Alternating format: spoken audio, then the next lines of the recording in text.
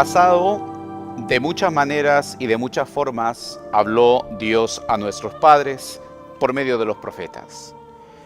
En esta etapa final nos ha hablado por medio de su Hijo, a quien nombró heredero de todo y por quien creó el universo.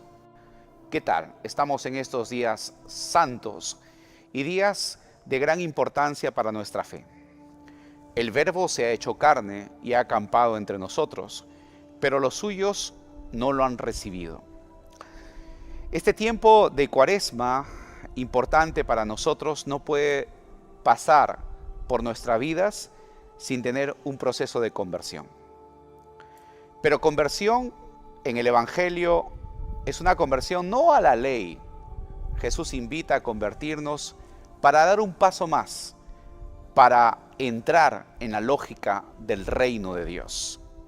Conversión significa aceptar la vida del Señor y asumir la propuesta del reino.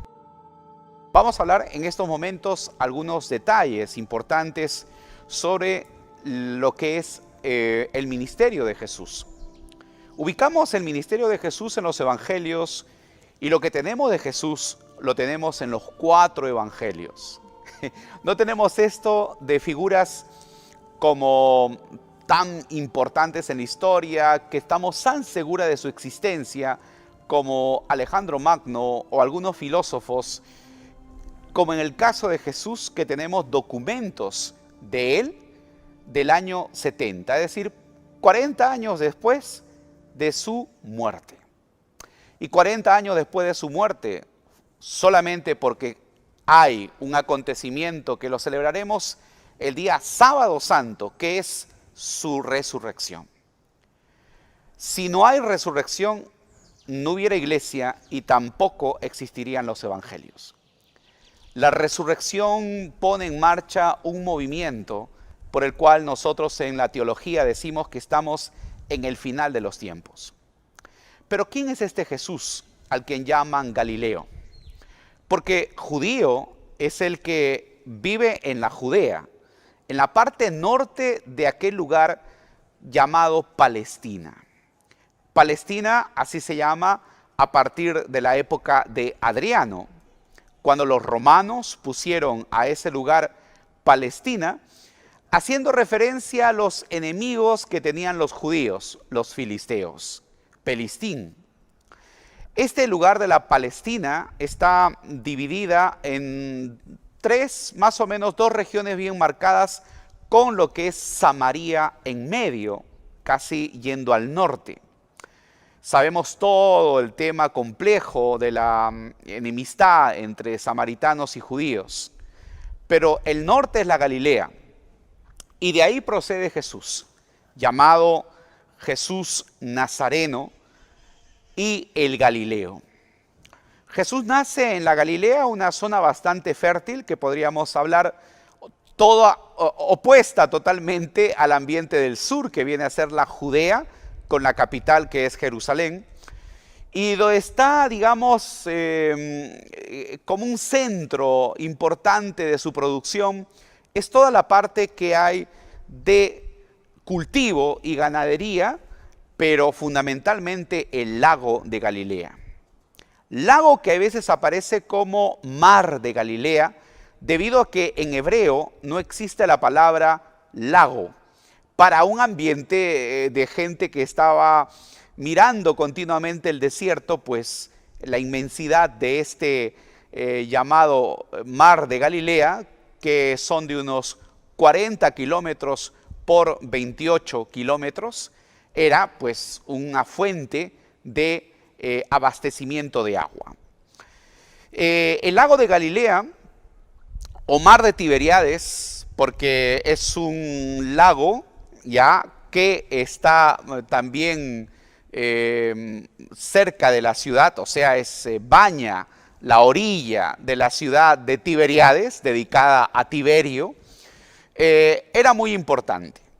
Por eso existe el nombre del Mar Muerto, porque los judíos decían, bueno, el mar de Galilea es el lugar de la vida porque abastece de agua. Pero opuesto está el lugar del mar de sal, que se le llama el Mar Muerto.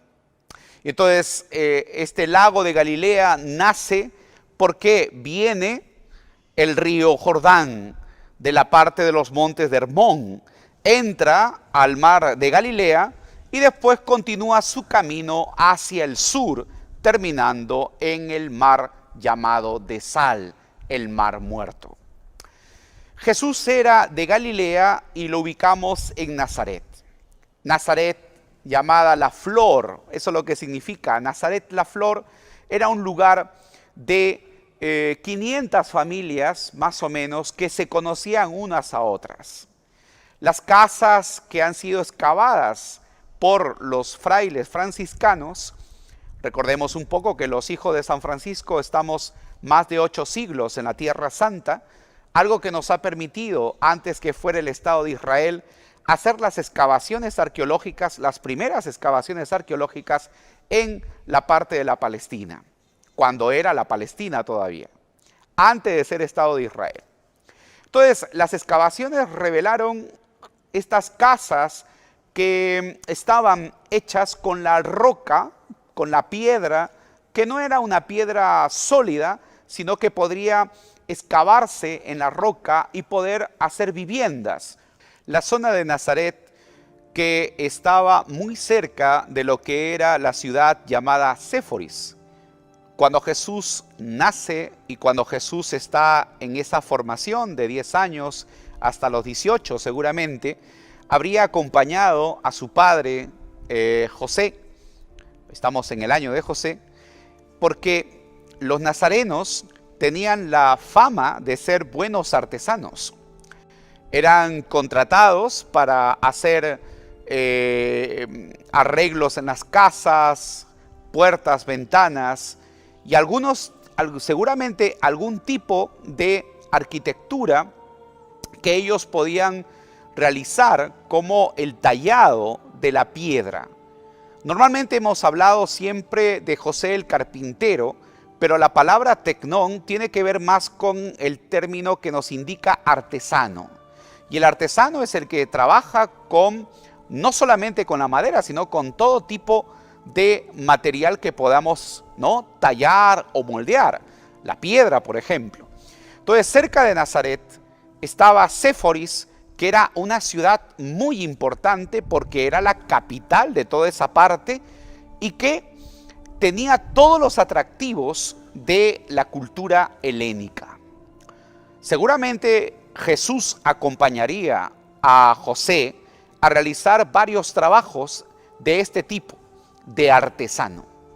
Ahí Jesús habría conocido la cultura helénica, habría visto todo lo que significa la influencia del ambiente griego en este territorio marcado por la creencia en Hashem. Esta zona de Nazaret, dedicada sobre todo al cultivo, a la ganadería, era un ambiente muy familiar.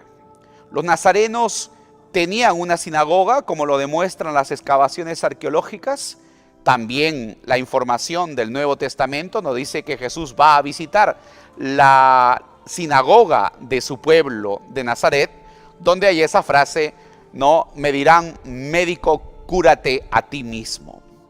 Pero las casas de Nazaret últimamente excavadas siguen revelando, no, a una población con todas las costumbres familiares, todas las costumbres religiosas, gente que era religiosa, gente que conservaba las costumbres de la pureza y que eran personas que tenían pues la sinagoga como lugar tanto de oración como lugar de formación. Era el lugar donde se enseñaba a leer y a escribir. Seguramente el joven Yeshua, que era bastante hábil, como vemos en la Sagrada Escritura en el Nuevo Testamento, con un talento muy especial, aprendió a leer y a escribir como todos los niños galileos. Ahí Jesús aprenderá a conservar de memoria las oraciones judías, los salmos, que eran muy importantes conservarlo porque la memoria se cultivaba en aquel entonces. Cuando Jesús va y cita los textos, y los encontraremos en los textos de la Pasión. Jesús cita los salmos de memoria. Jesús cita las referencias al Antiguo Testamento y a los profetas, al Neviín y al Ketubín, que son los salmos, los cita de memoria. El cultivo de la memoria era importante. Los primeros años de Jesús habrían estado más o menos dedicados a la relación materna, pero los siguientes años de la formación de Jesús habían estado dedicados a la formación que daba el Padre.